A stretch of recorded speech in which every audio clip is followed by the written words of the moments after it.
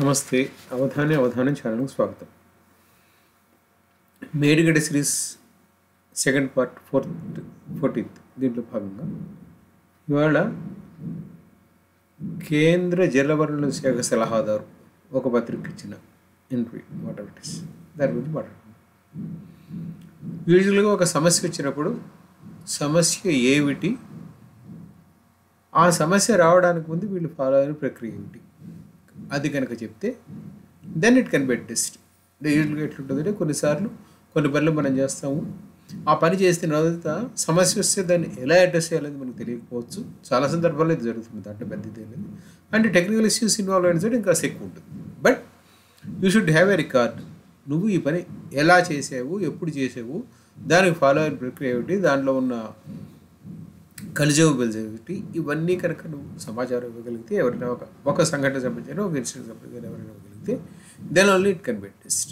ఇప్పుడు ఏం జరుగుతుంది, మేడిగడ్డలో సరే లోపాలు జరిగాయి, అదేదో జరిగింది, దాన్ని చాలా కాలం దాచిపెట్టారు. తర్వాత 2023లో అది బ్లాస్ట్ అయ్యి విషయాలన్నీ బయటకు వచ్చేటంత స్థాయికి అది చేరుకుంది. దీని తర్వాత కూడా సరే రైట్, అదేమో భారత రాష్ట్ర సమితి అధికారంలో ఉండడం జరిగింది. రైట్, భారత రాష్ట్ర సమితి అధికారంలో వచ్చి విడిపోయింది. అప్పుడు ఆనాటి నాయకులకి చాలా క్లోజ్గా ఉన్నవాళ్ళు ఇప్పుడు కూడా ఆ పదవుల్లో ఉన్నారు, కంటిన్యూ అవుతున్నారు.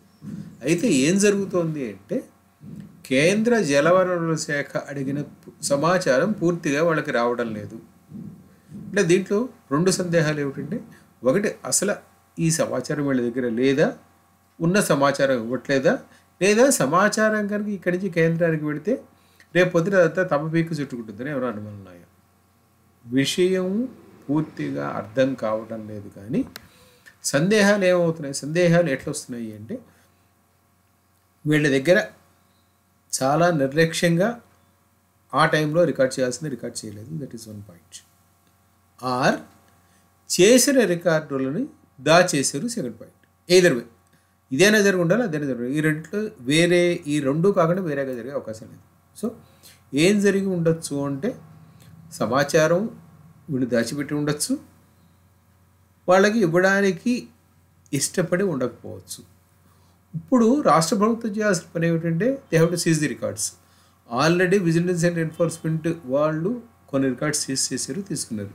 బట్ వాటిలో కూడా పూర్తి సమాచారం లేదేమో. అంటే అసలు విజిలెన్స్ అండ్ ఎన్ఫోర్స్మెంట్ వెళ్ళే టైంకి వీళ్ళు కొంత సమాచారం తీసేయడం దాంట్లో వచ్చి తెలియదు. ఎందుకంటే అట్లీస్ట్ నాకున్న సమాచారం ప్రకారం భారత రాష్ట్ర సమితి ప్రభుత్వం అధికారంలోంచి దిగ్గానే చాలా ఆఫీసుల్లో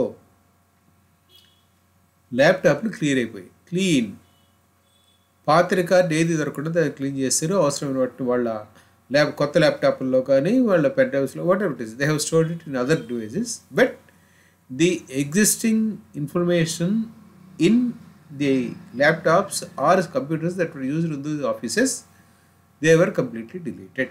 That's what happened. And unless and until రాష్ట్ర ప్రభుత్వం చాలా సీరియస్గా తీసుకుని ఆ పాత డేటాని రిట్రైవ్ చేస్తే కానీ అసలు ఏం జరుగుతుందో తెలియకపోవచ్చు. దీనికి కూడా అవకాశం ఉంది. ఇప్పుడు Vediri Sriram, he is adviser to this one, Jalshakti authority, settle Jalshakti this one. ఆయన ఈరోజు ఈనాడుకి ఇచ్చిన రిపోర్ట్, ఈనాడులో వచ్చిన ఇంటర్వ్యూ, దాంట్లో ఆయన ఏమంటాడు, వీళ్ళు అడిగిన సమాచారం ఇవ్వట్లేదు.